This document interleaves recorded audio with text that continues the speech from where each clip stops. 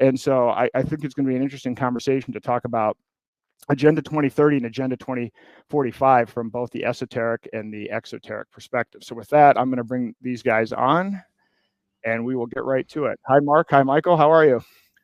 Aaron, thank you so much for inviting me. I'm doing well today. I'm looking forward to this great conversation. I'm doing great. Thanks for having me, Aaron. It's great to be here. I'm looking forward to it. It's going to be very interesting. Mark and I have spoken before. I find him very fascinating, and I'm really interested in what's going to happen tonight. Yeah, me too. I mean, I have some notes here, but I didn't want to make it too structured because I figured it would probably take a natural life of its own. But I mean, as I've actually been preparing for this and even promoting the show, a lot of people, well, some people have said, well, what's Agenda 2030? And most people have not heard of Agenda 2045. So I guess, how would you each summarize what those are? I guess I could speak to that a little bit. They are plans for the future of humanity as laid out by the social engineer and ruling class for what I would call complete full spectrum dominance over human life. And I would even extend that and say it is abject slavery that they are actually planning. They want to move from a place of covert slavery, which they have already actually established in our society, to a place of overt slavery, by which the slavery is completely in our face and actually seen and recognized, yet they are recognized as the rulers and controllers of humanity, and they can step into that role unchallenged. I would call it full spectrum slavery and full spectrum eugenics in every aspect of human life. That would be my summary for it.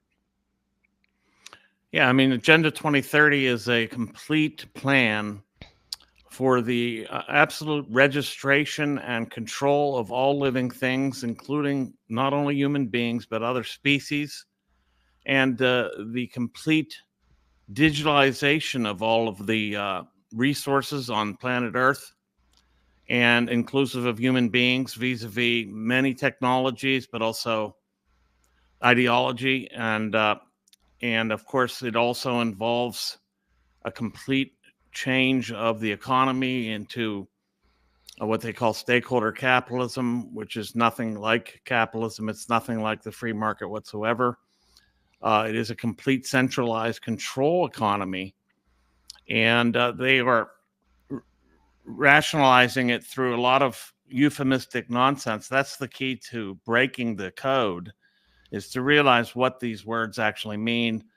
They use all kinds of code words, which I think some of which should be alarming to begin with, but the equity and inclusion and sustainability, of course, are some of the key terms that they use. And I can talk about what all these things mean. But I've broken down Agenda 2030 and translated the 17 SDGs, Sustainable Development Goals.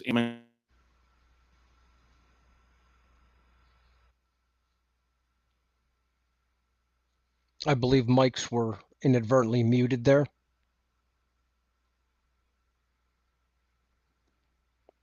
Aaron and Michael's mics are muted somehow.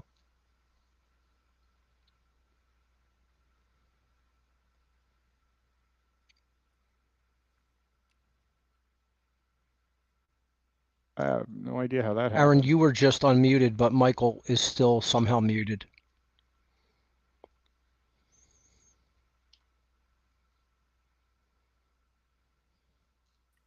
It actually says Michael's mic isn't connected. Is there any way that it got disconnected somehow?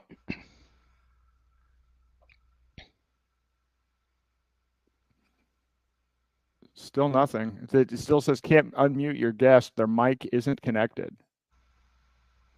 That was weird. It cut out right in the middle, and nothing happened. I didn't. Aaron, both yours and Michael's were suddenly muted simultaneously for some reason.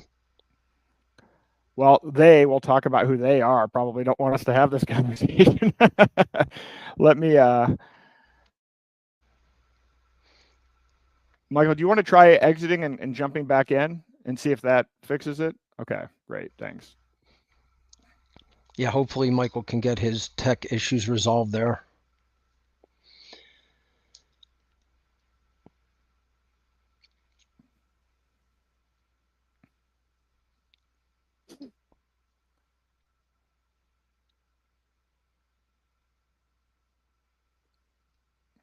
All right, let's see here. Yeah, if Dan says the Matrix is attacking, it looks like. I'm no stranger to tech issues. I understand how that goes. Yeah, me too. I've been having more of them, which is unfortunate. Okay, here we go. There he is. Seems to have it's not muted. Let's see, are you there? Yes. Okay, great. I don't know what happened. I didn't do anything. But okay, I was saying that I've translated Agenda 2030's 17 Sustainable Development Goals.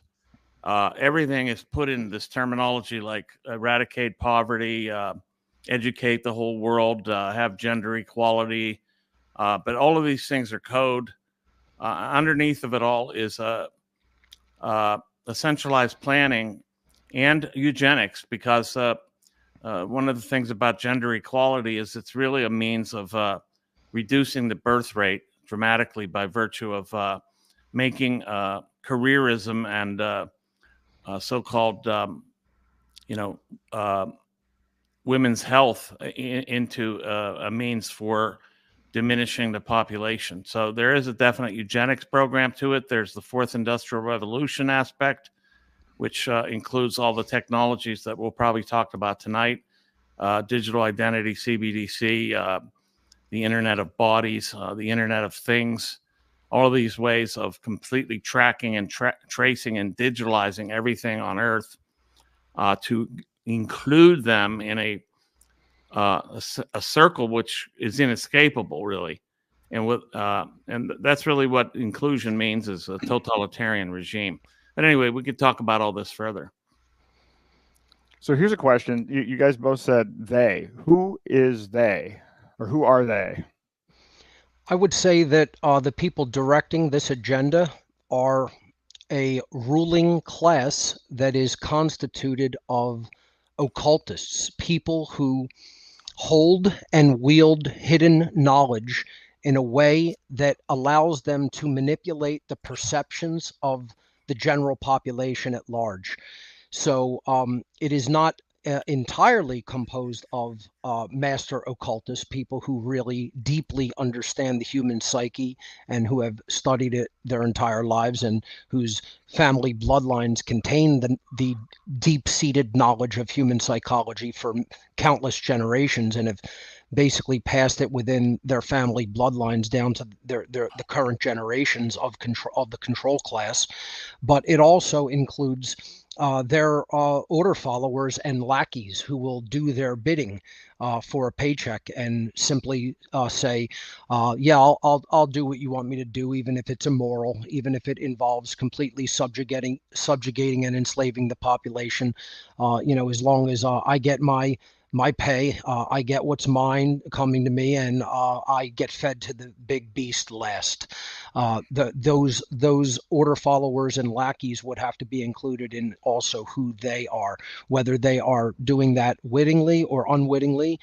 They would be included in the people who are bringing this nightmarish dystopian society to fruition. So it's not only the control class, it's not only the actual social engineers, it's also their order followers and those who carry out their bidding for them.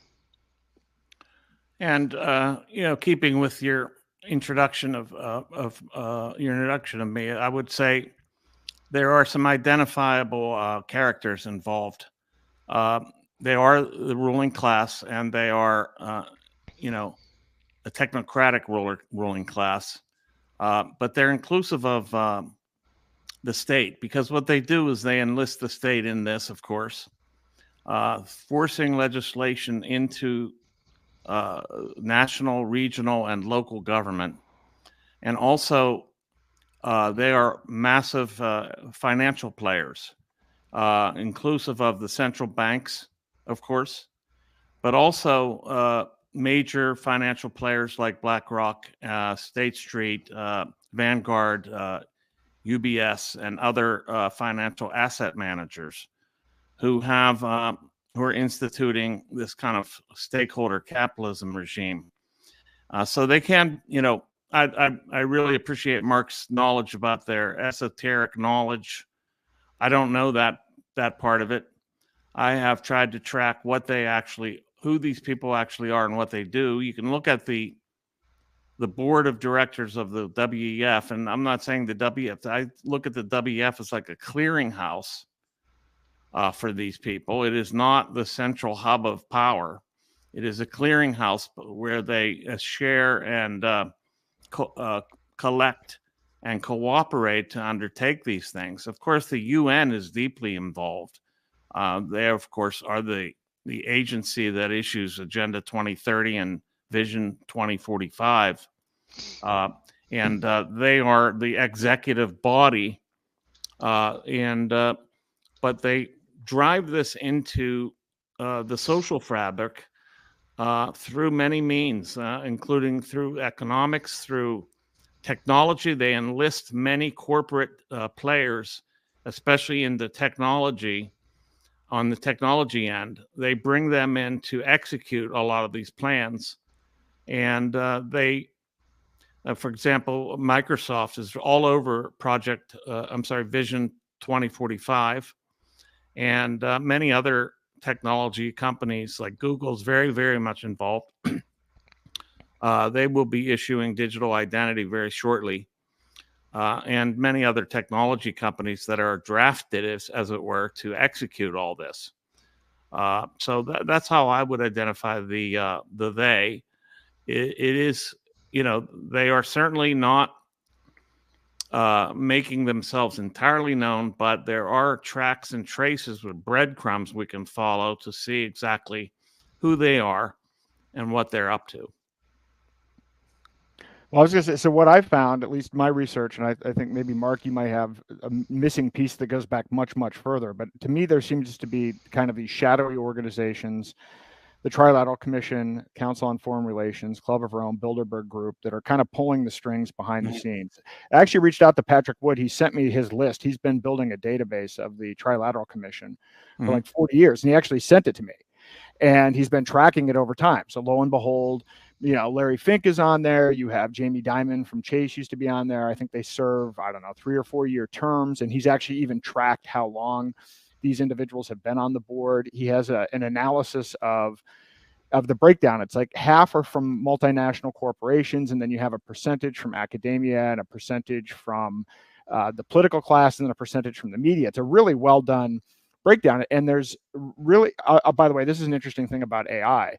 Before they started putting on the layers of censorship, you could actually pull some interesting information out. Like, for instance, I wanted to find who's been on the board of directors of all 4 of those companies. You can't actually query that and get a response now. There's actually somebody from the Carnegie Foundation, of all things, that was on the board of all 4 of those, call it shadow organizations. And then I look at the UN, the WEF, the Bank of International Settlements,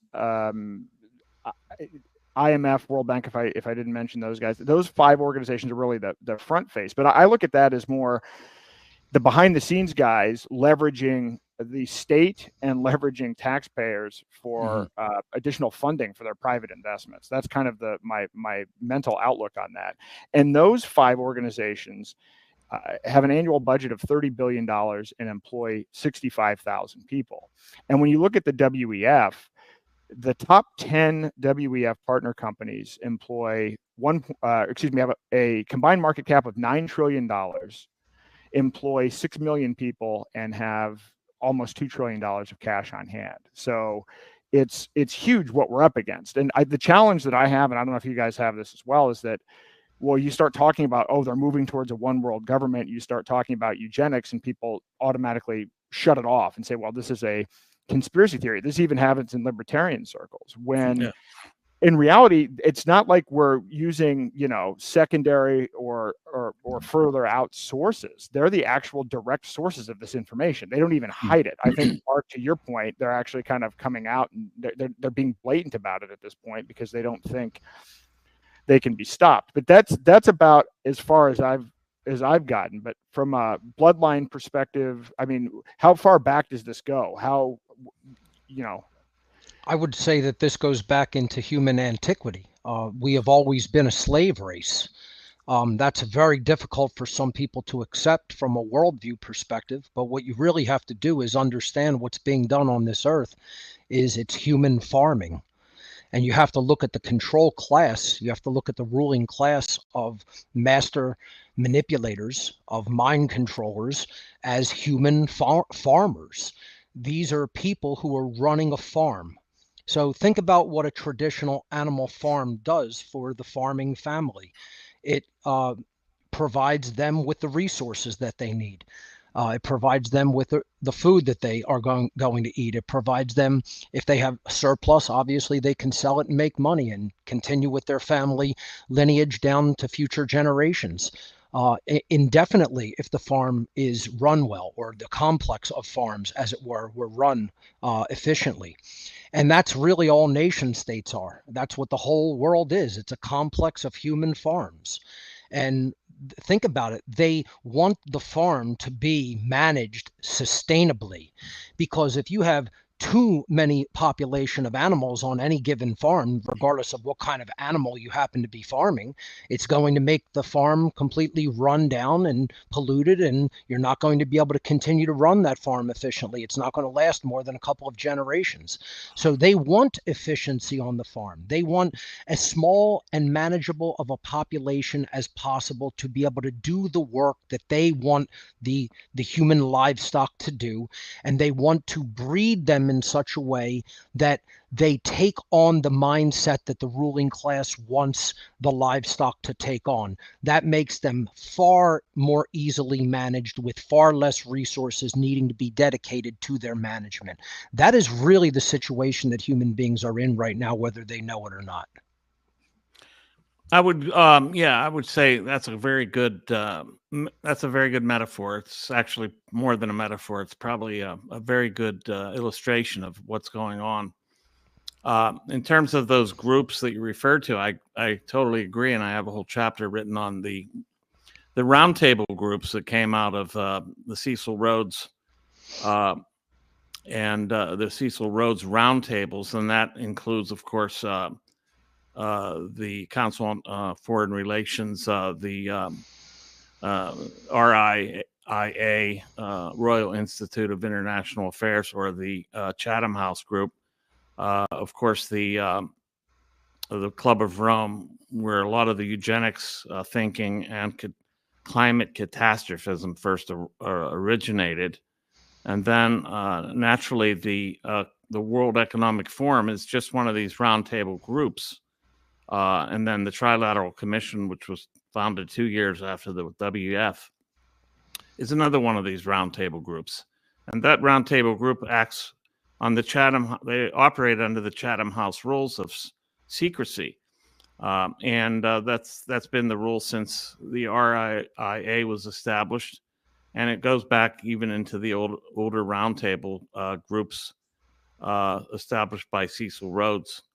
So, then you can look at those groups as kind of like, look, I look at the state, I look at these organizations. These are the tools or the weapons in the ruling class's hands. The state is nothing but a weapon that the ruling class uses. You have to find the ruling class itself, and they're pretty much showing their hand in many cases now. I think they wrap in various organizations as basically a kind of tools that they operate with. I do think that even though the ruling class exists and is not separate from the state, but they are the ones that occupy it and control it, that taking away their weapons is the first step. Taking away their tools is one of the first steps to defang their power. And I think Mark will talk about the spiritual tools that they operate under. And spiritual, I know, having talked to Mark, is not necessarily metaphysical. We're talking about psychological tools, if I'm right, and this is a very interesting part of it. It's just, what are these tools? What are the techniques, the techne that they operate under or use to wield power over us? So Mark, you actually have a direct experience with this, right? You kind of came over from the dark side. You want to talk about that a bit? Because I think that's the part people are clearly the least familiar with, and it's probably the most impactful. Right. So I have a background in the occult world. I've been directly connected with dark occult organizations in my youth, in my past. And, it's a very difficult thing for people who haven't been involved in any aspect of occultism to understand. It probably involves, like, 1/100th of 1% of the population, if not less than that. So most people have zero framework to deal with regarding anything having to do with occultism, and they're afraid of the word. They've been conditioned by religion, they've been conditioned by society to hear the word occult and just think of that as, oh, that's just some quaint religious belief that involves devil worship or manipulation of spirits or whatever, and they just have no idea what it really is. And again, as I said, the word occult just means hidden. It means hidden from the average person's view. It's difficult to see because it's been veiled and it has been confused in people's minds. But what it really is it's knowledge about how things really work. It's knowledge about how the human mind works and how it can be deceived, how it can be manipulated, how it could be improved even. That's all included in the body of knowledge that I would refer to as occultism, because it's not just one thing. It's not just bad. It's not just evil. It can be used for the uplift of human consciousness if it's used correctly. And if it's used for manipulation and control, it can be used to destroy people, because it's the knowledge of how the natural world actually works and the rules that govern the natural world, the actual laws that govern the natural world, and that have been hidden from people since time immemorial to keep them ignorant and therefore more easily controlled. And it also, as I said, includes the knowledge of the human psyche and how it works. And these people know more about how human beings work inside their minds than people know about themselves. They have more knowledge of us than we do ourselves, for those of us who don't study deep psychology. I always give people very simple examples of what the occult really is. It's a manipulation game. The dark occult is a manipulation game that if somebody knows more about the human psyche than someone else, they can basically put them on their leash. You look into how politics works. When Obama was on the campaign trail, every single solitary place that he went, there was a plant in the audience. It was a woman who was a member of his campaign organization, and she would pretend to faint in the audience. And he would recognize it happening suddenly. And then he'd say, just make some space for her. You can look this up. It's a video that's online. It's called Obama's Fainting Ladies. They've done a nice job scrubbing it. But this is what occult manipulation through hidden psychology really is. And he offers her his water. He assures the crowd that she's going to be okay. And I say, doesn't he know that she had a massive aneurysm and is actively dying? Suddenly he's a doctor, right? But it's like the crowd buys into it. And what ideas does that plant into the crowd? Well, he's the most attentive man in the audience because he sees it happen before anybody else does. He's the most knowledgeable man because he knows it's just her getting faint and needing some space and some air. Then he's the most caring person because here, offer her my water. It's a complete and utter staged thing that is just there to play on the emotions and tug on the heartstrings of the people. And they're gullible enough to fall for it because they don't understand how psychopaths operate. And that's really what the whole game is it's psychopaths playing off of other people's emotions who don't know enough about themselves and their own psychology. And they're basically just fools led to the slaughter.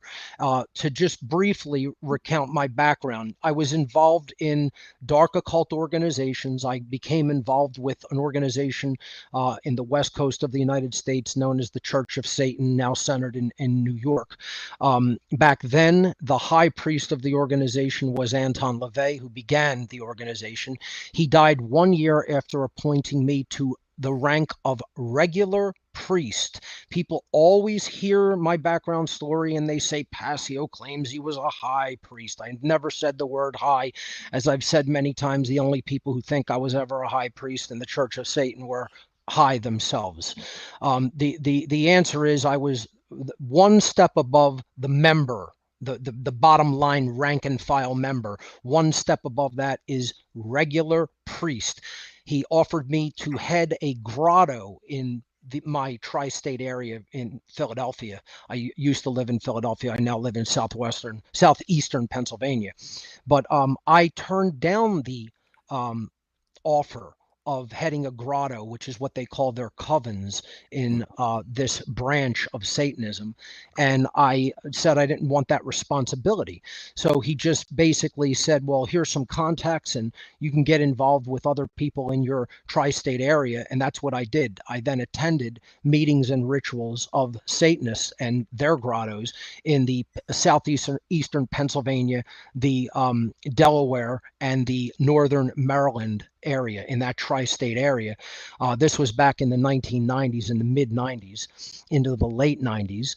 And I saw that people from every single avenue of human society and human institutions, from banking to military to politics to law enforcement, judiciary, public education, medicine, entertainment, everything. There were people who had the worldview of dark occultism and Satanism involved at very high level positions of worldly power in every one of those institutions that attended these homes and meetings and rituals. And that's what opened up my eyes that this is a tight-knit unit. It's not just people looking for individual improvement over their own mentality and to gain knowledge for themselves so they can get a leg up in life. It was a very tight-knit network working together all over the entire world. Again, they had people in point positions of power in every worldly institution, and they were all working toward the same end goals.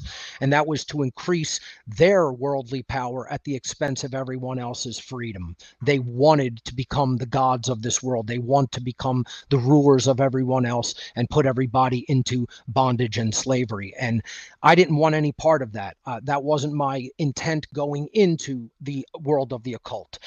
Again, as I said, it was egotistical. It was for my own self-benefit, but never to enslave humanity. And when I understood that that's really the goal that these Satanists were working toward, and that they were embedded all over the world in every institution, I pulled back, and my conscience would not allow me to proceed any further.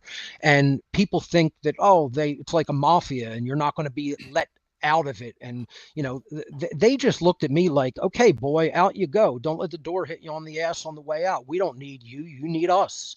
You think we need you? It was that cavalier, and that just so what? It's not what people think it is, getting out, if you're not all the way in. See, I wasn't all the way in, knowing where the bodies are buried, quote unquote. I didn't have that level knowledge of their day-to-day activities. So at that point, they just let you walk if you want. And they say, yeah, do your worst. Go tell anybody what you think you saw and what you understand. And, so it's different than people believe it to be. They want you to give of your own free will to be involved to the extent that you want to be involved.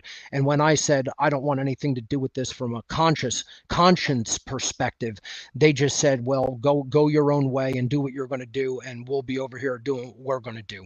And they don't just talk. They're very on point and very driven and very knowledgeable and have tons and tons of skill sets and people at their disposal with tons of skill sets to get done what they say they're going to get done. In the freedom movement, it's like herding cats. It's like everybody wants to do their own thing. Nobody's on the same page ideologically or philosophically, and we can't even get people together to accomplish small goals. They're on point and together, like operating like one mind to achieve huge goals. And they don't just talk about it, they get it done. And that's what we need to start doing. How'd you get recruited in the first place? That's I mean, great question. How does recruitment in general work? Well, there is some direct recruiting in the world of dark occultism and Satanism. And that is sort of how it worked for me. I didn't really seek out the appointment. I became a regular rank and file member in the Church of Satan in the early 1990s. And I espoused the ideology through writing and music. I wrote for underground magazines called fanzines, which were popular at the time in music stores and art shops and things like that.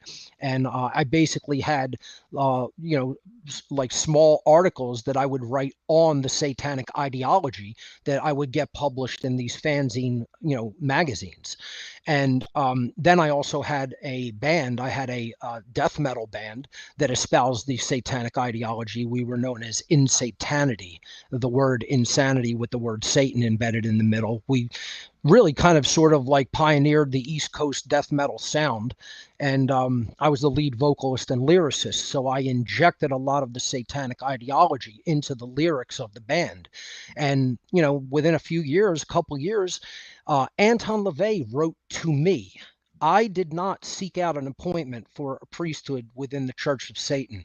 Anton LaVey wrote a letter to me asking me, or just basically appointing me as a priest in the Church of Satan, and then asking me if I would head a grotto in my region of the country, because they said they wanted more grottos in the Philadelphia area.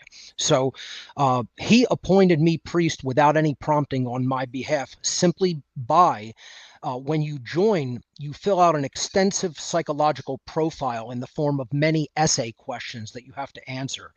They ask you everything about your worldview and your psychology and your upbringing and your views of life and tastes and preferences. You name it. It's a profile that goes very deep psychologically. So they vet you in a way to see if you're willing, from a mindset perspective, to go further. And if you are, then they start grooming you. And the organization that they continuously talked about when I attended these meetings was the Club of Rome for me.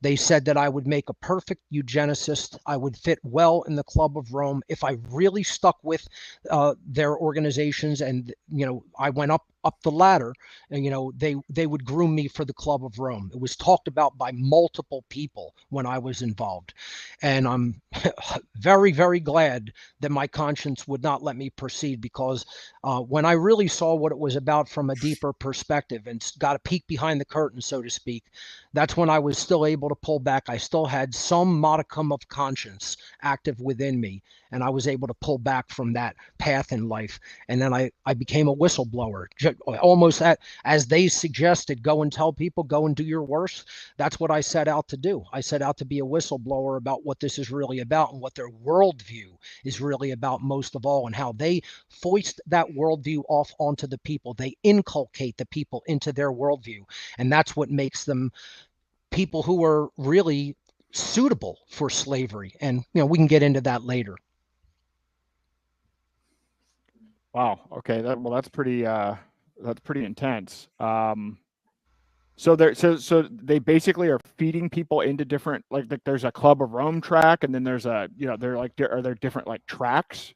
I think that they tried to psychologically vet the individual and see where they would be appropriate as a tool, because that's all they're doing, is using people. People to them are tools for their agenda. And they look at what they're good at. They look at what their skill sets are. They look at what their mentality is. And they say, you'd be fit well for this position. So I'm sure some people get funneled into education. Some people get funneled into governance. Some people get funneled into eugenics ops. Some people get funneled into military operations or intelligence. It's about what your characteristics and skill sets would be well suited to move you into as a tool, as I said. So it sounds very hierarchical. Do you know who's at the top? Absolutely, it's hierarchical.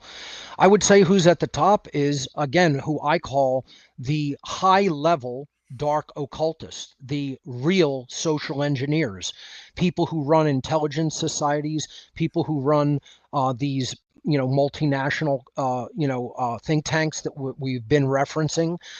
It's people who are really behind the scenes in the organizations of all things like that, military industrial complex, pharmaceutical complex.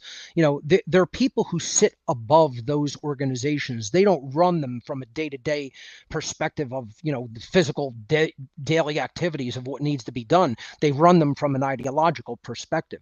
They're the people who set the direction. Just as, let's say the World Economic Forum is trying to set the direction for finance and technology. That acts like a think tank, and there are people who would direct that organization that largely are unseen. They're not in the public eye. The people who are in the public eye are the henchmen, the people who are running the day-to-day ops. They're taking marching orders from the real occultists that are above them, and those are ancient family bloodline members that the satanic religion is their family ancestry, worldview, mindset, and belief system. And the planet has been run this way for tens of thousands of years. This is nothing new. Tyranny and slavery are ancient. This is not something that is happening now. This is something that has happened past tense. For tens of thousands of years, humanity has been a slave species. Do you think the people at the top are conscious of what they're doing, or do you think even for them it was kind of handed down and it just became kind of a subconscious thing? I mean, I've thought about this. It's like, maybe David Rockefeller thought, well, this is, my dad, it was in this position and we have all this wealth and I'm doing good. He actually buys into the manufactured scarcity. It's just because that's how he was wired and that's how he was subconsciously programmed when he was young. I'm sure many of them take that perspective, no doubt about it. But there are many who are very consciously in the know of what they are doing and how they are directing modern human slavery, and they want that to continue. And that is their worldview. Their worldview is, we are the gods of this planet. We are going to usurp the place of the creator that made all the laws that govern everything. And we're going to become God in a hell prison rather than, quote unquote, serve in heaven, as John Milton said in Paradise Lost. Their mindset is, it is better to reign in hell than serve in heaven. And that's what they're trying to do on this planet. Turn it into a hellish prison and then rule it with an iron fist. And they're well on their way to doing that. Really, I would say that they have done that from a covert perspective. They're only looking to tighten their control through further social engineering and eventually come out in the open as the gods of this planet and rule it overtly. That's their long-term agenda. So technology is I always look at technology as it could be either a tool for tyranny or a tool for freedom, but it certainly seems like it's trending in the tyranny side. And it seems like, so what is I guess, I don't know if there's a way to summarize this, but like, what is the basis of the occult knowledge? What is it that we don't know fundamentally? What are the most important things that we don't know that they're kind of operating under?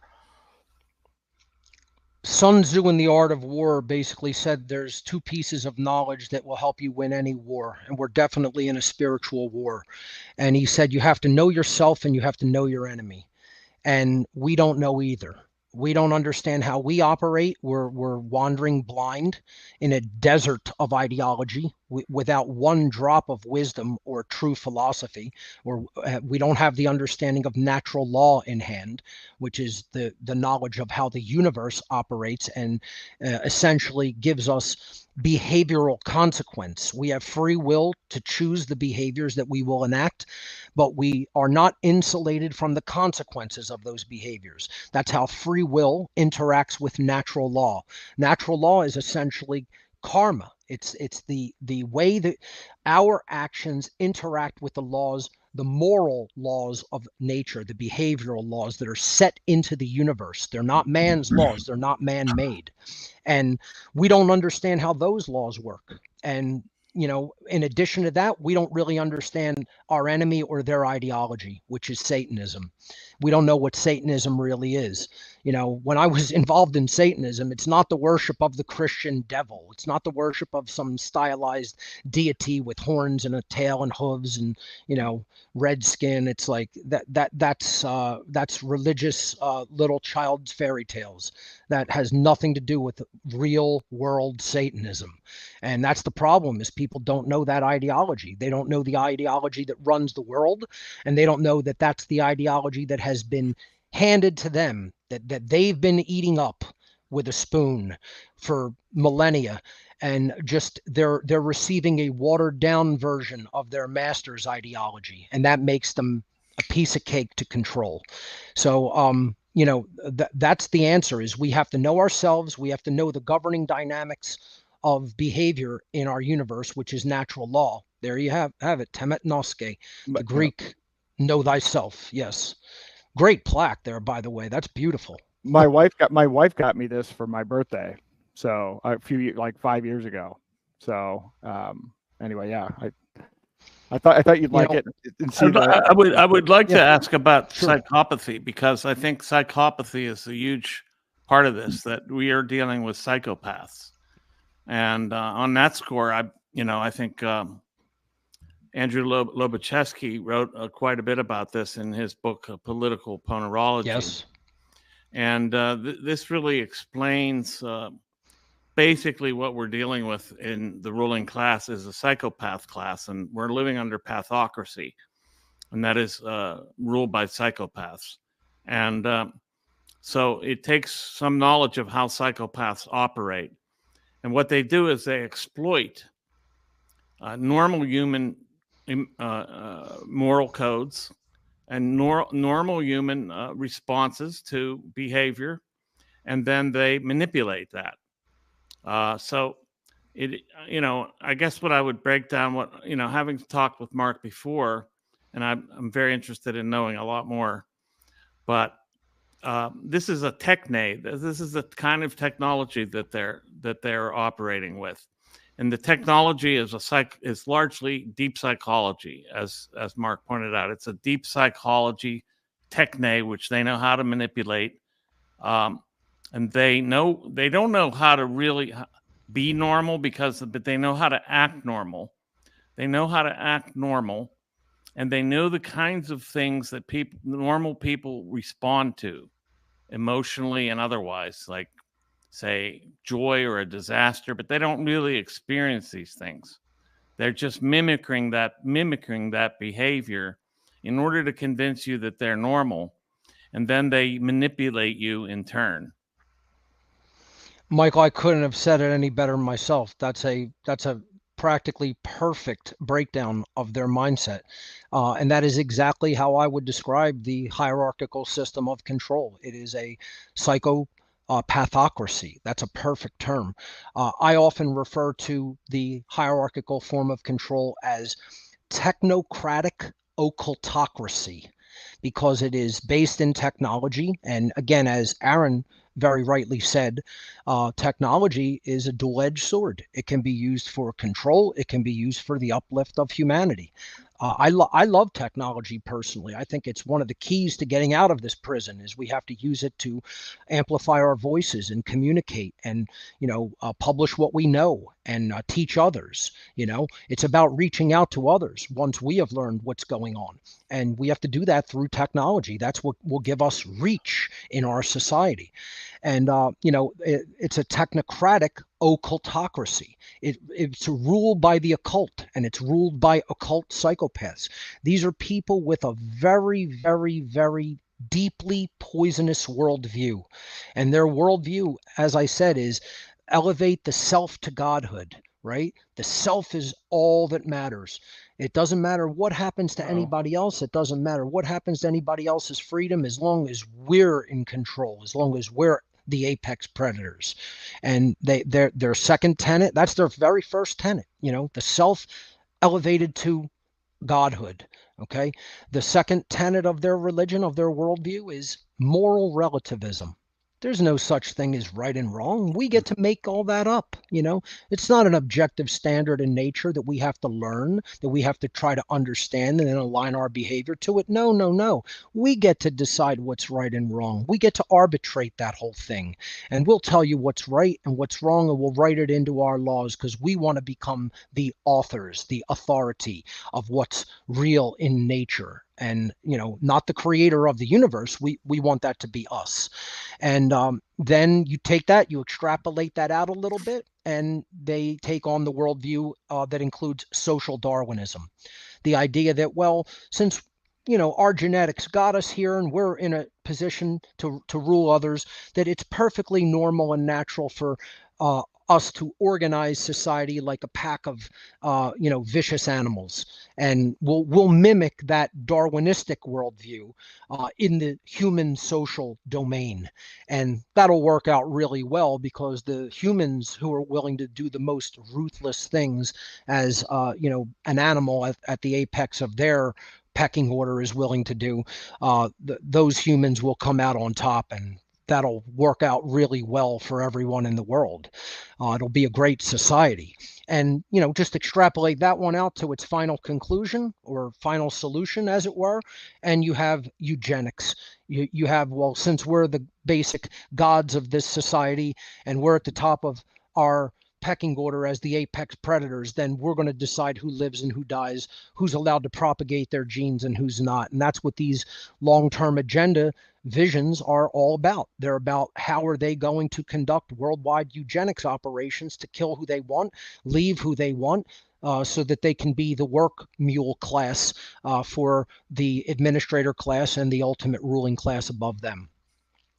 Yeah, and I would like that in there about the psychopathy, is that psychopathy is genetically transmitted.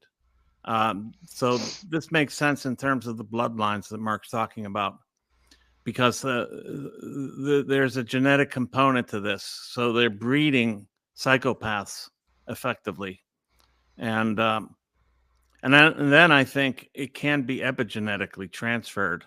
Yes. So that people learn psychopathy and then pass it along in the next generation. It's amazing how fast epigenetics can work, where you can actually produce a psychopath within a space of one generation. Absolutely. This is known as this breakdown is known as primary psychopathy and secondary psychopathy in general medical terms. So primary they are realizing that there is some sort of a genetic component to it. I don't think it's been completely discovered exactly what causes it or triggers it. I've speculated on that in my research. That goes into a whole other area of research, which I don't know if this particular podcast will have the time or the purview for, but you can look that up in my work. And then there's secondary psychopathy, which is a learned behavior. It is about conditions that operate in our environment, and the types of information that we receive and the worldview that we develop, and that is definitely learned and transmitted culturally. And sadly, I mean, most people scientifically, they believe that there's far less than 1% of human beings are primary psychopaths. It's maybe 0.5%, maybe less than that. And unfortunately, there is such a tendency toward, again, as you said, epigenetic furtherance of a worldview. A psychopathic worldview can propagate, as you said, in under a human generation now. And sadly, some of the estimates are that 20% of our population could be borderline psychopathic. This is what they're trying to recruit. They want to recruit the people who will do harmful things to others just because they want to, or just because they're given a small reward, financially or socially, etc. And that's who they're looking to recruit into their ranks. And they've done a great job of it. They have recruited those people. You could just think about how many people in our society overall, percentage-wise, would not do an immoral behavior to someone else if offered a certain amount of money. it's got to be a tremendously small amount of people. Most people, if the number is high enough, they will conduct an immoral behavior for that payoff, for that payday. And that's the only metric that anyone really needs to really gauge how moral a people are. And the ultimate law of morality, the ultimate law of nature is, as a species becomes more moral, they become more free. And as a species becomes more immoral and is willing to do immoral things to their fellow men and women for whatever, favors are promised to them, that whole species in the aggregate becomes more and more enslaved and loses their rights and freedom. That is what how natural law actually works. As a matter of fact, that's the secret of all the secret societies in all of human history, is what is the dynamic that actually governs human freedom. And that's what they're trying to hide. That's one of the biggest pieces of occult knowledge that there is. And you ask people in the freedom movement, just ask them, what is the actual dynamic that governs whether a whole population of beings is free or enslaved?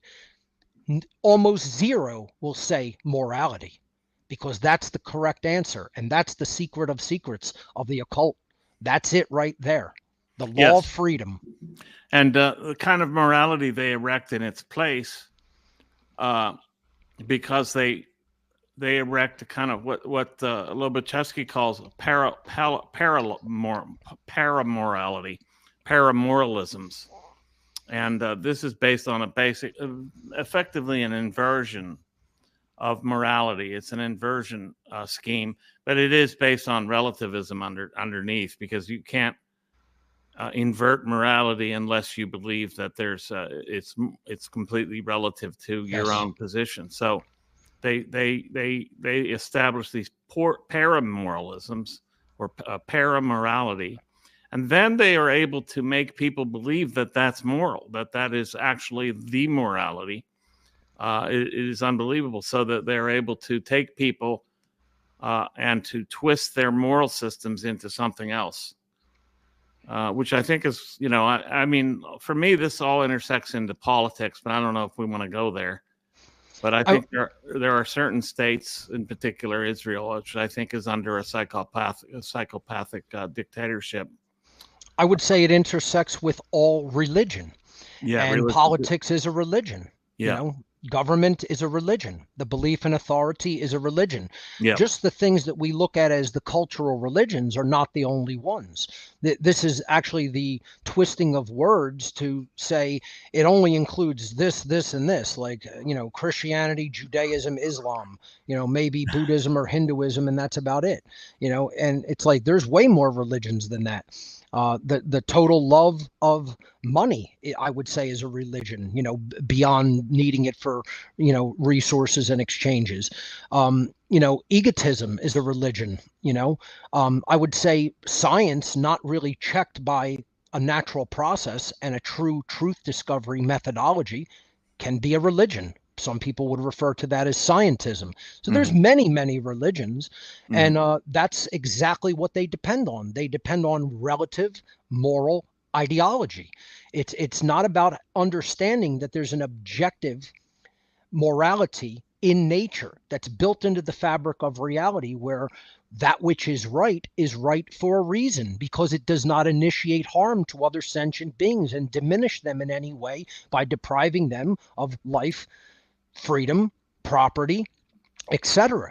And wrongdoings do initiate those harms. They do initiate harm against other sentient beings by taking something from them that diminishes the other being in a way that you don't have the natural right to take from them.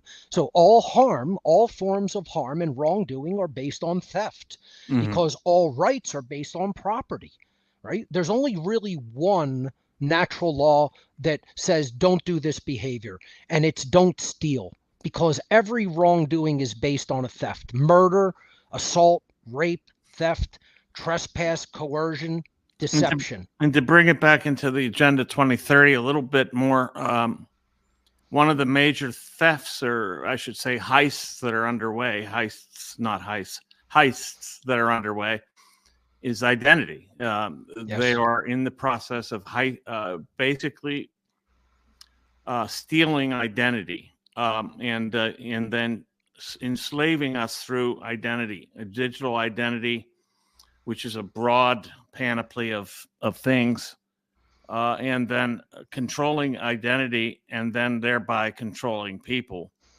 And so, like the digital identity is a massive heist. It's a massive it's a grand larceny, really, is what it is.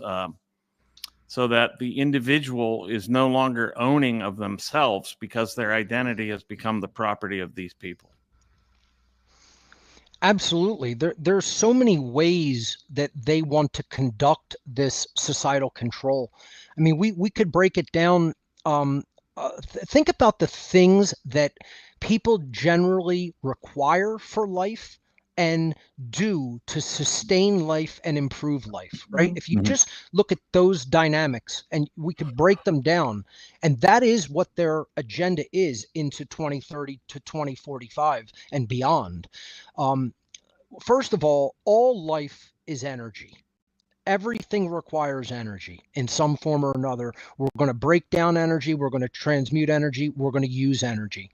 So they want the control of energy, and they're going to limit energy. That's part of these sustainability quote unquote plans, which is really plans for control and eugenics. So and then, I was going to say, the whole basis of this, even the whole basis of the technocracy movement, is to move from a price-based system to an energy credit system, and that idea actually started in the 1930s. So in essence, this is how I view what's going on with CBDCs, is that they're trying to evolve to a single global digital currency that's actually backed by energy credits, and that those energy credits become the basis of the control system.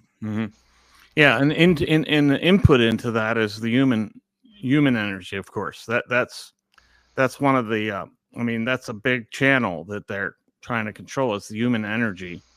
And basically, you're going to be credited or debited based on the energy that you consume or produce. And that will be completely owned, in effect, and controlled through their through their various technologies. But I think to broaden out the idea of technology, I would argue that technology is inclusive of the things that Mark's talking about, which is it's know-how. It's a know-how to do things. And one of the know-hows is, of course, deep psychological manipulation and control. And I think that's their primary technology. The other tools that they develop are, I would say, excrescences of that. Their means to an end. Yes. Yeah.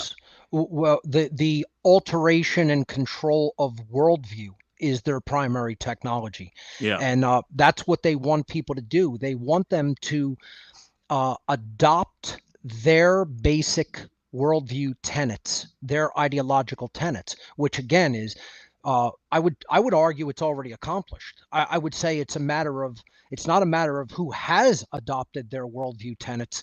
It's a matter of who hasn't. How few people have gotten out of that worldview, because Satanism, having the basic tenets of an out of control ego that essentially wants the world to work however it wants it to work instead of how it actually works. This idea that I'm God, I could invent truth, I could invent what's right and wrong. That's the ego completely out of control in the human soul. Okay. And then moral relativism is, already adopted. Most people don't really believe in an objective standard of right and wrong. Social Darwinism, most people have accepted. I would say that's the acceptance of the political system. That's the acceptance of governance. Is basically a form of social Darwinism. And most people would agree with the idea that, we need to cull the population. Look at how overcrowded it is, or look at how many useless people we have. Most people don't extend the idea of their own natural rights to everyone else. And once you take on the worldview, this satanic worldview that these rights should only really be for me, I could deal with freedom and have these rights, but other people, they're too stupid or they're too abusive. It's like you really kind of move into the area where you're going to lose your freedom for not standing up for freedom in general. And that's the worldview they've gotten most people to adopt, that, oh, without all these controls, look at all these bad people, there'd be chaos. You know, what do you think we have now? Perfect order in society? It already is chaos. Yeah, I think that's absolutely correct. And so I've often said that, you know, when people would say, what's their ultimate objective and why would they want to rid people of the planet? Why do they want to get rid of? They look at the masses, I believe, as, you know, I think it's very biblical in the sense that they're inverting the biblical narrative. They want, their idea of Eden is the control over all the resources, and their idea of the fall is your existence, basically. The fall, you know, in the Garden of Eden, to them is the fall of power. It's the fall of power. And so what they want is to resume that power. And the reason that, and they want this kind of Edenic reality, which most people stand in the way of. And that's why they have to clear the population. I think also this explains a great deal of why AI is being touted here as a tool, because as a massive tool, because this is a replacement technology after all. This is the replacement of human beings. They can get rid of a lot of the executive functions of society. Therefore, then they can dismiss and dispense with a great deal of the human population. And this is why AI is a big part of their puzzle. It's just a tool that they have developed. And they, you know, I mean, even people like Ray Kurzweil and, of course, Yuval Noah Harari, who actually wrote a book called Homo Deus, you know, human God, or, you know, they see it this way. They see it as eliminationism, really a way of eliminating the human fodder that they no longer need to carry out their functions. Absolutely. Yeah, they really don't seem to value consciousness at all. That doesn't seem to be an equation. Not your consciousness. No. No, we're just an energy system. One of the things that I've struggled with, I guess, in the last year and a half is the more I look into this, it's like, oh, you know, I'm worried about Agenda 2030, and the more I dig into it, is we already have it. Mm-hmm. It's kind of like with CBDCs. Well, we already have CBDCs. I mean, our money is printed out of thin air. The federal government issues an IOU. The Fed prints it, and it uses an Oracle database. Our money is 92% digital. It's already trackable. There are 13 federal programs tracking our money. And then somebody will say, well, yeah, but we're not like China. We don't have a social credit system. What do you think the tax code is? What's a 401k? What's a mortgage? What's all of these things? We just don't have a user interface. We just don't know what our score is. But all of our behaviors are already being punished and rewarded through the tax code. So for us to sit here and say, well, we're free, you know, we're not. We're like for me, it's how would you even know? Like, I think we are already enslaved. So it's hard to how do we communicate this fact? Because people always think that there's something over the horizon, and you wake up and it's like, no, you've been this way for probably your whole life. Like, that seems to me the new challenge that I'm dealing with. Look at how many CBDCs in particular. Yeah, look at how many people have been deplatformed, demonetized, you know, silenced, censored. I mean, this is another big part of their control, the control of communication and knowledge. You know, that's why they want to put constraints on the internet and keep shutting down communication systems between people, keep shutting down people be able to move money as resources privately. You know, that's why they hate privacy coins. That's why they hate real encryption and real privacy.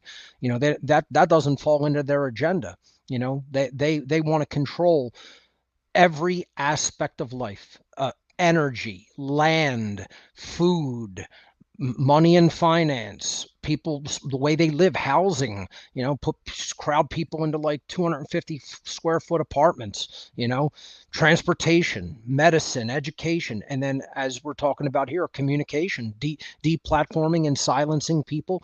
That's part of a social identity, a social credit score. It's just not overtly referred to as that and accepted as that yet in language. But as Aaron said, we basically already have it.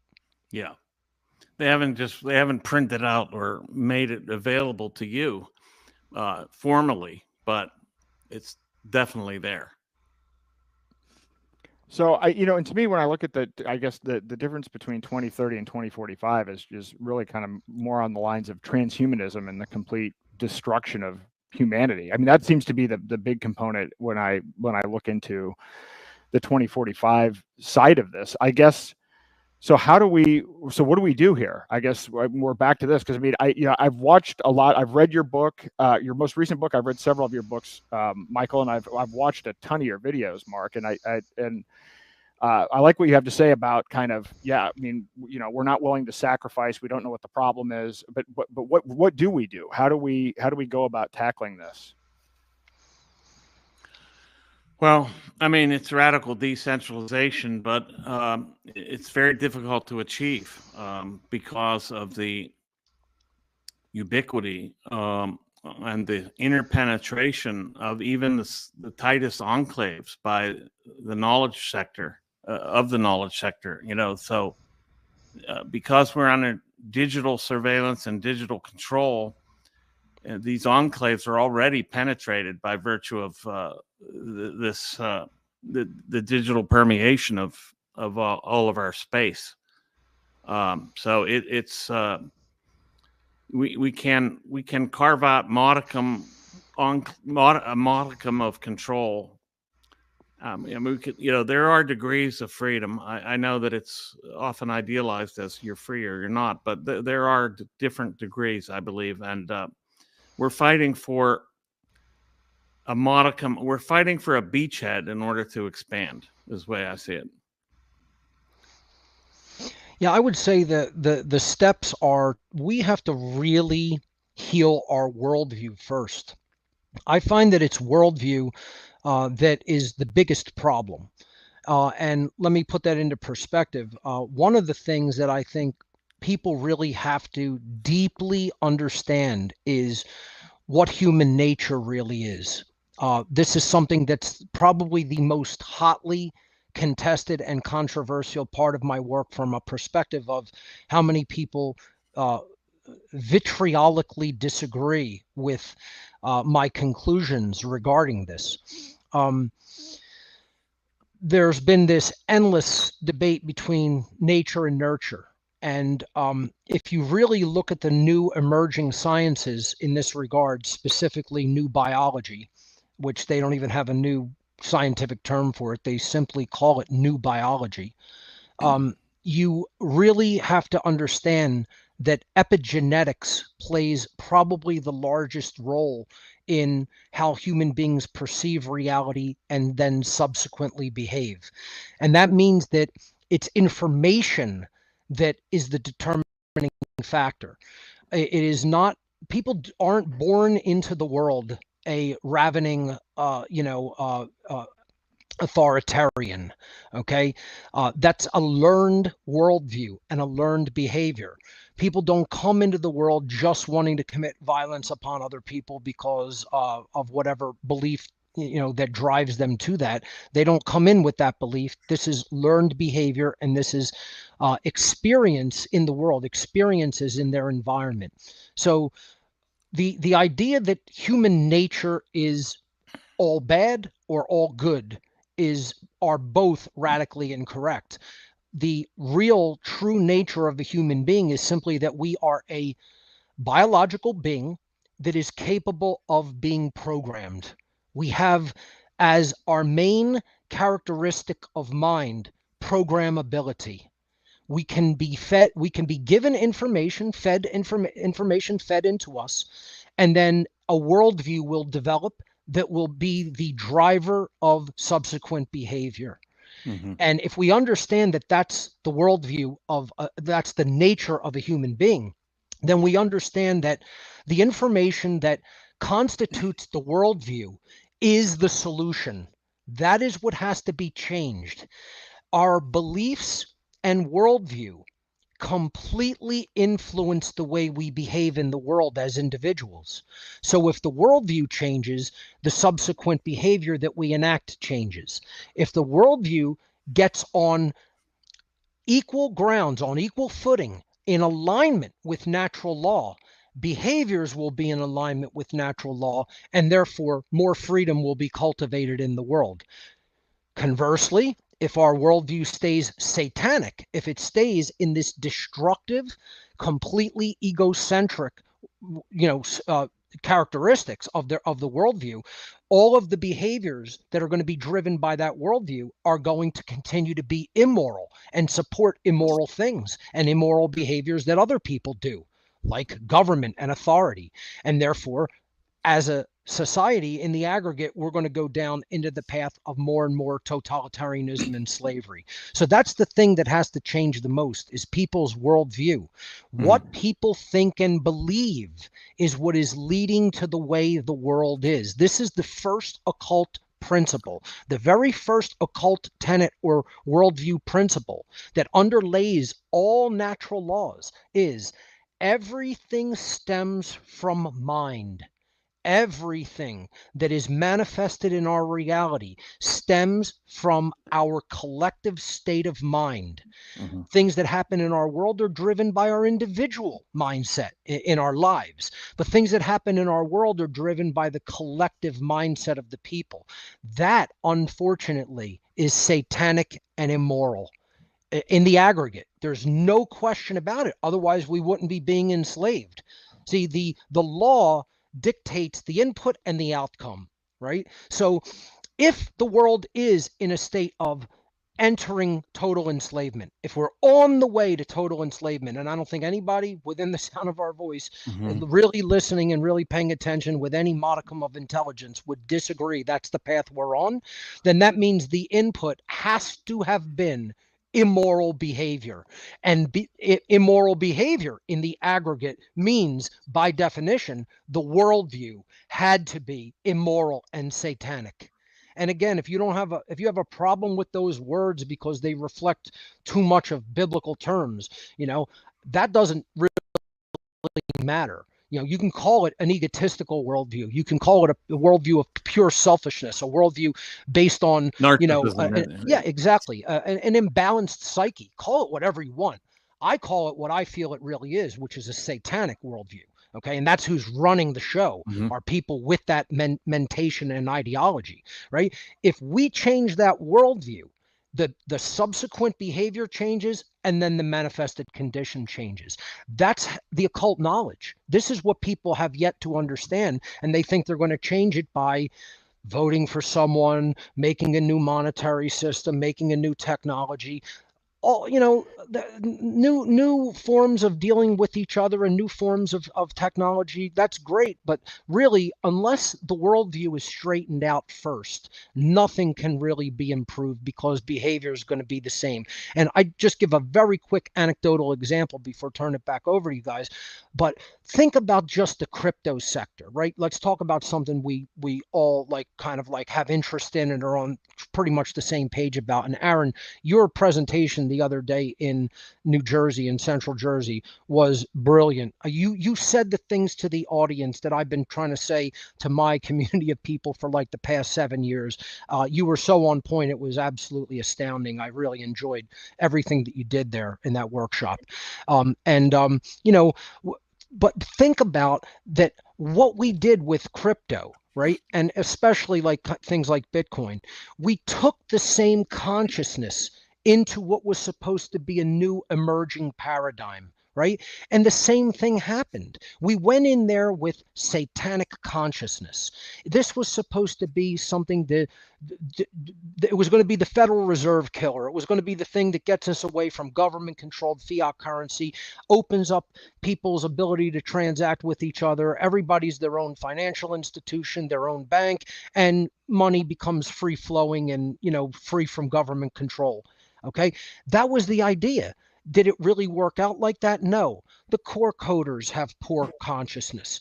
The people who are using it have poor consciousness. The people trying to get involved with it and speculate on it have poor consciousness. And they all came in with the same consciousness. And then it turned into the same basic way of interacting, where you have new central banks set up. Those are the big exchanges like Binance, Coinbase, etc., and so forth, right? You have, instead of Goldman Sachs, you have the new exchanges, right? It's because now we're open up to a whole world of speculators with ETFs and things like that, and it's become a stock market instead of an actual currency. Right? So the idea here is the consciousness never changed. If the consciousness would have changed, that technology would be working as it's supposed to. But we keep bringing degraded satanic consciousness into something that's supposed to be a new, fresh, clean paradigm. And what we see happen is the same degradation that happened in other sectors of human life. Nothing's ever going to change just because we slap a new label on something, make some new technology, invent a new platform or whatever. Nothing can ultimately change in the long term until the human mind and the way we think changes. Then we'll see real change in society. And that operates according to true occult principles. So I want to run something by you that might seem wacky, and I've never shared this with anyone outside of my wife and a few other people. It actually even relates to this Temetnosky thing, but so I went through a process in 2019. So prior to 2019, I was an objectivist, I was an atheist. I would say I was a hardcore capitalist, whatever, but very materialistic, and went down a completely different path. So you mentioned epigenetics. So I ended up reading a bunch of Bruce Lipton. I ended up going down a completely different track from where an objectivist atheist would have been. So Joe Dispenza I started actually attending these week-long meditation retreats and going down this whole thing. And because I really decided I just questioned every aspect of my life, every belief that I had, just everything. In fact, I literally left the state. I consolidated everything that I had into 2 suitcases, and I'm like, okay, whatever. And I'm just going to let go of as many beliefs as I can. And as I studied this, it relates to everything that you just said. We're programmed, right? So before we're 7, what is it? The Jesuits, show me the 7-year-old, I'll show you the man, right? So from the time we're 0 to 7, we essentially have no conscious filtering. So that we're in like alpha state. So whatever goes in, that's programmed. It's literally programmed. So if your parent tells you you're horrible, or whatever, implants these beliefs, it's going to take a lot of work to recognize that programming is there, to even understand that you need to overwrite it, right? Mm-hmm. And then we have school that does indoctrination, and then in the higher up you go, the more the indoctrination, and then we have education and everything else. So I went through this process. Dr. Joe Dispenza does these things called mind movies, but I actually really started getting into this and I started playing with different frequencies. So, basically using binaural beats and a whole variety of things. You see a kaleidoscope here. And I tried to kind of derive, and even being in the Liberty movement as part of the Free State Project, then I started looking at cults. Then I started looking at belief systems, and I was never religious, so I didn't have to overwrite anything. And I actually kept on going back to looking at this, like, well, where did this text come from? And then you're like, well, this story was repeated here earlier. And I actually got all the way back to the Hermetic principles. That's actually what I found was the core of this. And so I created this mind movie with a couple of people. I'm not going to go through the kaleidoscope or any of the music, but the idea behind this is you come up with, you try to pair a thought with an emotion, an elevated emotion. And that this kind of, if you bang that into your subconscious, then that, you still have to do work, but that will actually overwrite whatever programming is there. And I'm going to show you guys this. It might seem like it's a little bit hokey, but this is what I came up with. And this is before COVID, and then I got on a different path. So I'll read it. I'm expanding my consciousness. I'm self-healing. I am co-creating a voluntary, peaceful, caring network. I spent a lot of time trying to craft that. I'm co-creating a voluntary, peaceful, caring network that empowers individual solutions. A voluntary, peaceful, caring network that shares love and know-how. voluntary peaceful caring network that fosters accountability and integrity, voluntary peaceful caring network that self-learns and evolves, that grows organically, that self-sustains, and then finally is decentralized. So so anyway, so because we talked, so all right, so changing thoughts. So okay, so how do you change thoughts? How do we? So this is what I ended up with. I don't know whether this is right or wrong, or whether this is even useful. I haven't been doing this because then COVID hit, but then I kind of simplified it to just this free will, love, decentralization, and abundance. Which somehow I don't even know how I did that transformation, but. I would say what you're doing there, Aaron, is internal shadow work, and you're doing it with a technological component with that imagery. And as I see, it's all based on nature. A lot of nature's processes in there, you know, from growth to healing to you had some cymatics imagery in there. I say absolutely to all of that. All of those are great affirmations. So you're doing self-directed shadow work with a technological component with that imagery, which I think is great. All right. Well, yeah, and actually, I had thought, and I was trying to introduce this to other people. So this was a group mind movie because I'm like, well, okay, if you get a group together, because you look at organizations. I mean, even in the liberty movement, we all know, we're all sitting here right now. We know how liberty movements go, and a lot of the language in here is because I've seen how liberty movements have gone. And then when I was examining cults, I'm like, you know, is there any way to do this without it turning into a sex cult or something that's like, you know, way off purpose, where it ends up being a control system? Like, I actually spent a lot of time researching all of this stuff, whether it's Nexium or Scientology or whatever it is, or Landmark, and trying to figure out, well, what are the common, like, how do we avoid this, what seems to be even Osho, this inevitable, you know, end state with these things? And I don't have any answers. I other than actually before COVID, that's what I was spending all my time on. Now somehow I'm focused on CBDCs, so I don't even know if this is coherent. And I kind of apologize because this might even be off topic, but I thought maybe it was, because we talked about we've got to change thoughts, we've got to change emotions and actions. And so what's a process? This was a process that I came up with for trying to do that, but you know, I guess I'm just I'm looking for. I would add also, just, you know, I also came from the dark side, just another alley of the dark side, from Marxism. And for me, my worldview changed in a heartbeat. My whole gestalt shifted all at once, and it came through trauma. Frankly, I was traumatized, and this kind of forced me to think differently entirely. And it didn't change my thinking, but it made me have to change my thinking. It forced me into changing my thinking and overriding the programming that came from that worldview. And that worldview, I think, is one of the tools that of course, this is, I think, the elite, whoever I put that in quotation marks because I don't find them to be superior human beings by any stretch. They're just powerful, probably for a lot of the reasons Mark's talking about. Is that I think that the Marxism, socialism, the whole nine yards, all of this stuff is elite controlled ideology that is used to enslave. And so once I saw that, it broke wide open, and it occurred through trauma, being traumatized. And you know, I don't know if it's deep psychology, because it shakes up the very foundations of your worldview, shatters a lot of the assumptions, and gets you back to premises that are actually valid. I think that's what it's all about, you know, and that's self-directed healing. And that's what you did to come out of that worldview. That's what I did to come out of the satanic worldview. You know, Aaron, you said you came from an atheistic perspective.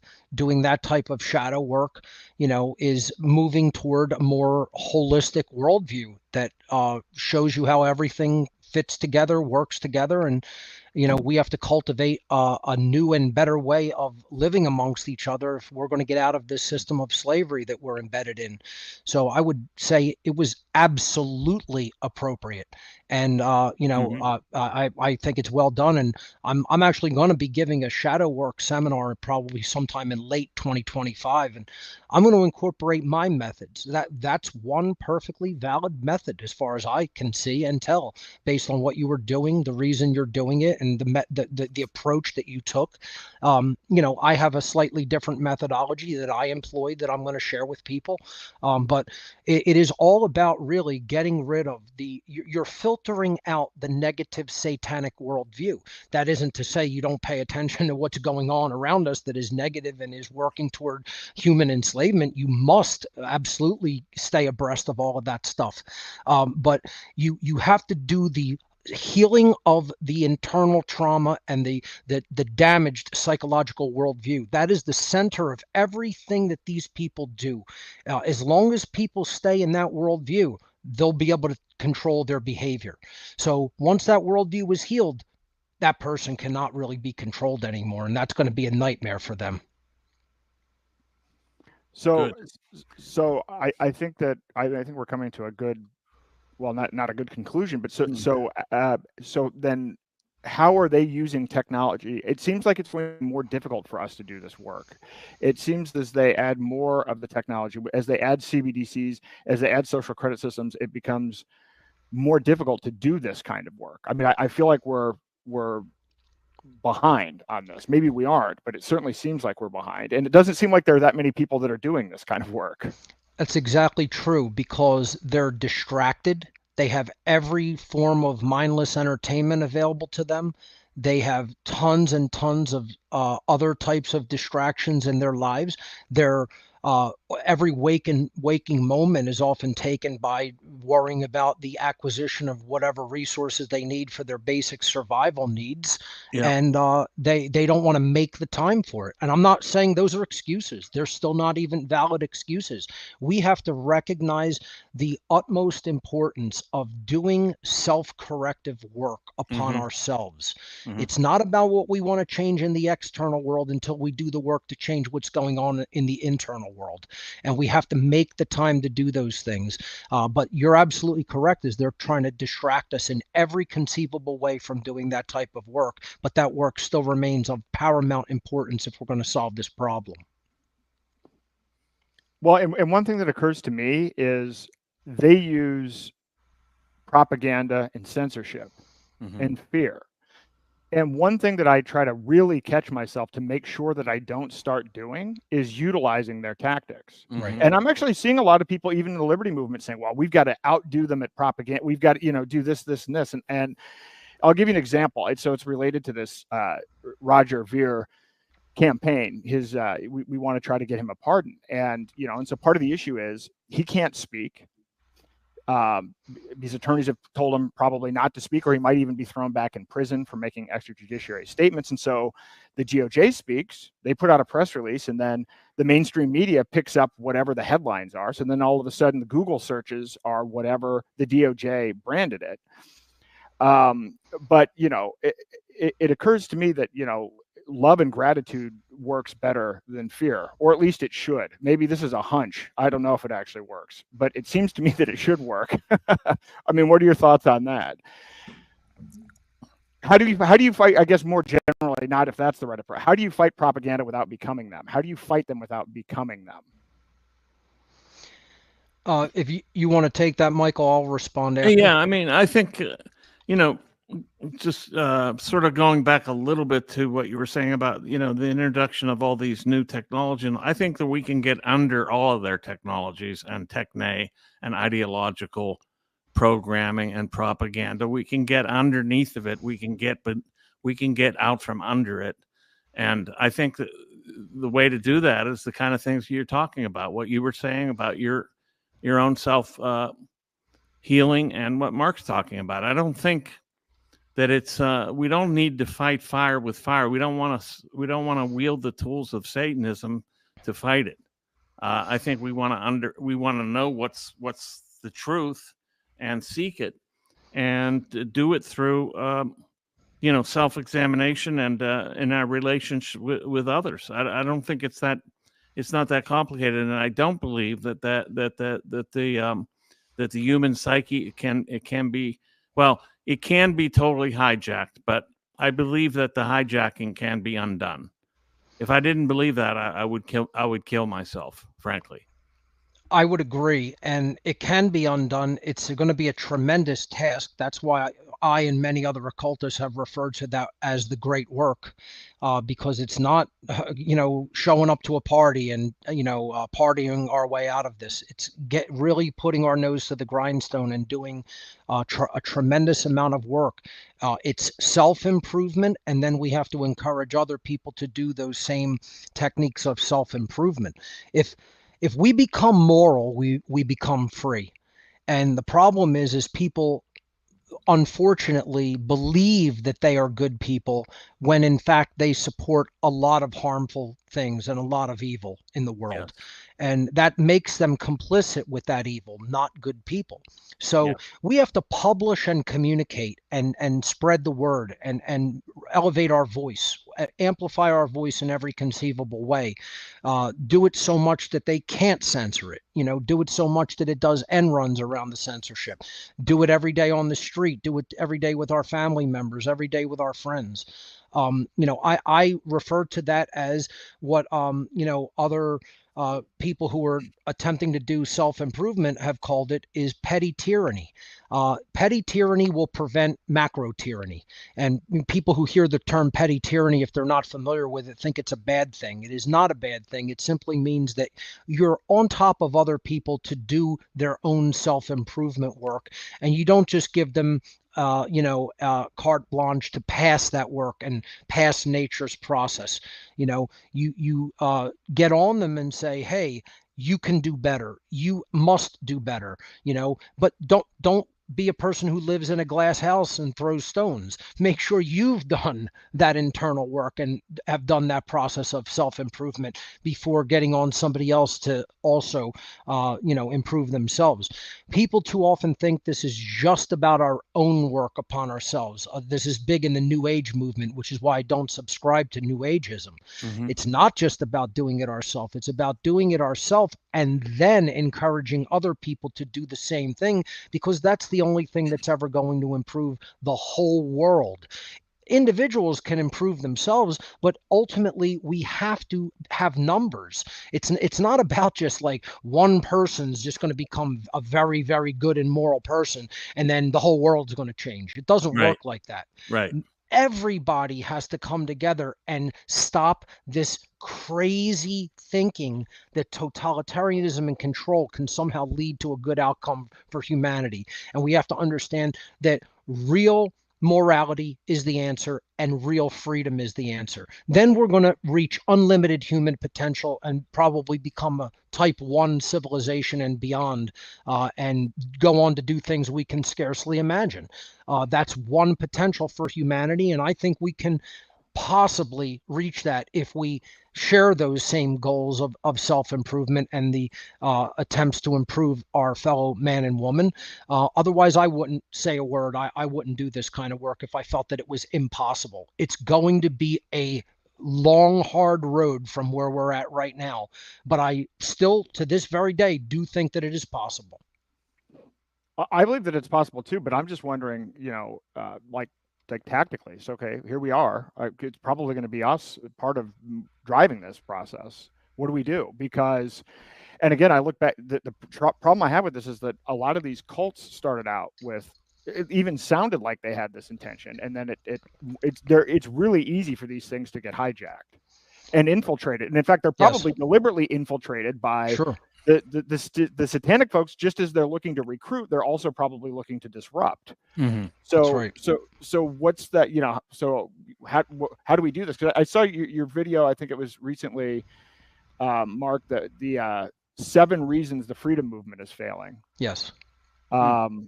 So, and it is. I mean, there's hope. I think we all agree that there's hope, but I think we might all agree that we're not really winning right now either. So there's still hope, but we've got to transform where we are into somewhere else. The freedom movement doesn't understand the enemy. They don't understand their ideology. They're still onto largely incorrect, quote, solutions that aren't really the solutions. They're not onto the understanding of natural law. That's the biggest problem. All of the movements and that degenerated into cults that you previously mentioned, yes, that's a big pitfall to watch out for. We don't want any cult of celebrity rising. We don't want this degenerating into a religion. Natural law is a science. It doesn't require a belief system. It is not a belief. It is simply the way something works in nature, no different than gravity or electromagnetism.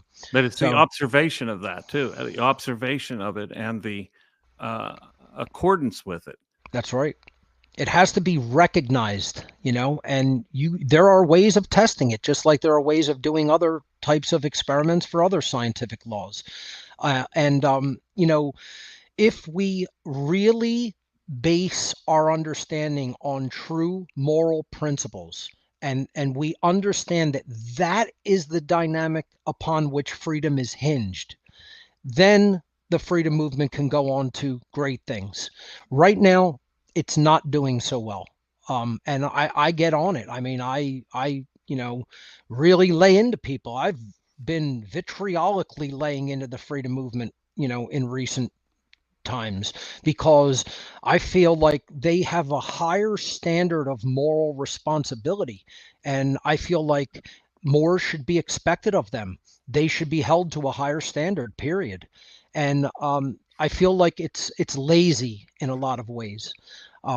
It's people who don't want to step into the responsibility that this war demands of them. And you have to become you have to step into the role that nature requires of us. We may not like it. I don't, quite frankly, like doing this stuff, right? I wish I wouldn't have to do this stuff. This is not my preferred thing. I tell people all the time, I'd rather go to a pro wrestling match or do some mundane stuff. I'd rather go, go bowling. I just want to write poetry, but I want to do some art. I'd like to learn how to paint. I want to kick back and enjoy my life. And I feel like, I don't want this burden just dumped on my shoulders, and other people don't want to come to the fore to share that burden. This isn't for a few people to do. This is for everyone to do. And, again, once people step into that responsibility, there'd be no stopping us. The problem is they just want their comfort. I want my comfort too, but I do what's required. Right. And then maybe if we win this thing, we can have some comfort, and, and we can have comfort for the future generations of children that are to come after us. I want them to live a peaceful, comfortable life and not be enslaved. Right. Let's take our selfish focus off of ourselves and step into the role that is required of us. That would be my main message that could really turn the freedom movement around. So kind of tactically, and I had this in my presentation, it's whether it's a technology or a product or an idea, you usually have an adoption curve. You have, innovators 2.5%, early adopters 13.5%, and then it goes to early majority. You have to do what's called crossing the chasm. So where do we find our 2.5% with this? And I say this as I'm in the Free State Project, and so I think it becomes easier for people to understand if they can see success, right? I think maybe part of the idea of geographic concentration is that part of why I came up with that Mind movie was that, as of 2019, I would say that the Free State Project was not firing on all those dimensions. In fact, some of the language in there I put in there, some of those affirmations were corrective of the movement. Not that I did anything with it. Nobody's ever seen it. It had nothing to, but I was the chair of the Free State Project for a while, and there's some stuff that's just kind of, after a while, to your point about responsibility, where I'm like, what are we doing here? Why am I dealing with? Why do these types of problems keep on coming up over and over again? And the lack of responsibility is a big one. So where do we do it? And I know we're hopping around a bit here, but I'd like to. Does this relate to what you were saying about politics, Michael? About you wanted to talk about Israel. I mean, it does, but that's just I think it's just a particular case of pathocracy and psychopathy running amok. It's the worst case, I think, in the world today, but I don't think it's unique in a sense that it's the only and historically the only case. It's just the one that to me is most conspicuous. And I think it's pernicious in many, many regards. I mean, it's we're the batteries of this slaughter. We're the batteries that the state is tapping to fuel it, and we need to find a way to unplug ourselves from that. But I don't think it's anything that unusual, except that it's just, to me, the most conspicuous case of psychopathy in the state. Yeah, I think it shows where religiously driven mindset can bring us. Mm-hmm. And especially if then you combine that with the authoritarianism of government. Yeah. And I agree, it's one of the worst scenarios taking place right now. And it's a shame that it's from an older religious tradition that is supposed to be about God's laws. What people fail to see, like they fail to see other allegorical traditions and connections, is a chosen people is not based upon genetics or race. It's based upon behavior. Mm-hmm. People will find themselves in favor of in the favor of the Creator when they behave in a moral capacity, not in a genocidal capacity, you know. So and it shows you also the abuse victim trauma cycle, you know. That's correct. It's traumatized people often identify with the traumatizer and then traumatize others. Mm-hmm. And that also works in the inverse, where people who have been traumatized can identify as the victim and then continue to play the victim and pass the victimhood down to others. So we have to break that trauma abuse cycle. We have to break it on an individual scale, and we have to break it on a collective scale. You know, my work talks about this a lot. And again, at some point, I'm going to give some of the very simple, down-to-earth, day-to-day techniques that we can do to do that type of self-directed healing. And I'm going to call that a shadow work seminar, to go within and really acknowledge and deal with the most self-destructive aspects of ourselves. Stuff that most people will not like doing. It's very hard work. It's the deepest psychological work that really can be done, and therefore I would call it some of the deepest spiritual work that can be done. But if we don't do it, we're going to be destroyed by that shadow side as a species. And if we do it, we'll integrate that shadow side, heal it and integrate it. And again, that will enable so much potential for us as individuals and as a species, because we'll get out of this self-destructive tendency of the belief in authority and the belief in the moral legitimacy of government and the satanic mindset and worldview and this out of control egotism and, you know, psychopathy and enabling psychopaths to rule over us. You know, we can defeat those things, but again, it's going to have to come from self-directed healing and true self-love, because only a self-loathing species will allow this to continue. You know, we have to come into a state of true self-love, not destructive, egotistical, out of control, you know, putting the ego up on a pedestal, but real love of the true self. And, you know, we do that type of introspective work. Nothing can control what transformative type of being comes out on the other side of that. You can't control that. You're going to emerge from that process as someone that can't be controlled by, you know, authoritarians, lunatics, psychopaths, or anyone else. We become truly sovereign individuals capable of self-governance and truly running our own lives and developing potential, again, that, as I've said before, we can scarcely imagine at this point. Yep. Well, I think that makes sense. I wonder if there's a way to do this without having to hit serious trauma. And then what do we do about the fact Mhm. that through the educational system and these other institutions, people are going through the indoctrination. So there's a whole new factory of people being put, like, the battle here is pretty intense, and they're churning out the other side. Yeah, they're turning them out faster than they can be reclaimed by by the human race. I'm afraid, but it doesn't mean these people are irredeemable in the sense of recapture. They can recoup their humanity through what we're talking about. I believe they can.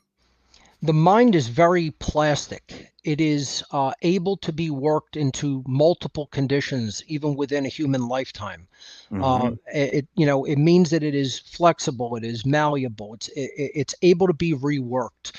That's the good news, is that most mental conditions are not permanent. Most psychological conditions are not permanent. With work, they can be reshaped and reconditioned. But there has to be that work. There has to be genuine sincerity to want to do that self-improvement. And then it is a malleable condition. Definitely. When are you holding the seminar, Mark? Because I want to refer some people to it. I don't want to give a firm date right now because it's going to be a huge amount of research and work to organize. It will be online. I'm not going to do it in a physical venue, so it will be taking place online. It will be a webinar. I'm looking at the end of 2025. I'll probably need about 1 year to get all of this information together in a presentable format. So approximately a year from now. Gotcha. If everything is still here and working, and I'm still here, and what can suffering people do in the meanwhile? Sorry, Arian. I don't mean to take over your role here, but I have questions. No, this is a discussion, so that's great. Once again, it's looking at the ways that we contribute to the problem. So do you look at other people and say, oh, they need to be controlled? Or do you look at other people and say, they simply need to be improved? Right? That's the first mental worldview principle to operate on. Then what are you going to be a part of? Are you going to be a part of trying to say, let's get them under control? Or are you going to be a part of saying, let's help to improve them? Right? That's the fundamental worldview dichotomy right there. I would say, in the interim, before I go into all the details of what personal shadow work can entail, and I'll probably do it pretty thoroughly, right? At least from my perspective. I'll show you the techniques I used myself, because believe me, I had to do a lot of it. I had to say I was wrong about 10 billion times. Yeah. I just sit there with the darkest, most psychopathic aspects of myself. Because I went into a very deep, dark religion in the past, and I was fooled. I received bad information and I ran with it, and I almost became one of these psychopathic ruling class people, right? And by nature of just having a little bit of that conscience within me and a little bit of that really good information that I was able to draw on, I pulled back from that, but that was only the beginning. The pulling back was only the beginning. That was the easy part, right? Yeah. Getting out was the easy part. Doing the shadow work to change my mindset and my worldview, that was the painful part. That was the, whoa. I mean, I barely made it through that. It was difficult, not gonna lie. So in the meantime, we could just sit with the thought, how am I contributing to the negative? How can I pull back my involvement from contribution to the negative and the satanic and the controlling and the totalitarian? And there's many ways that people can do that. And it starts really with shifting your thinking from other people need to be controlled to we can help improve other people. That's what our society should be all about. Should be about self-improvement and helping others to improve themselves. Excellent. Yep.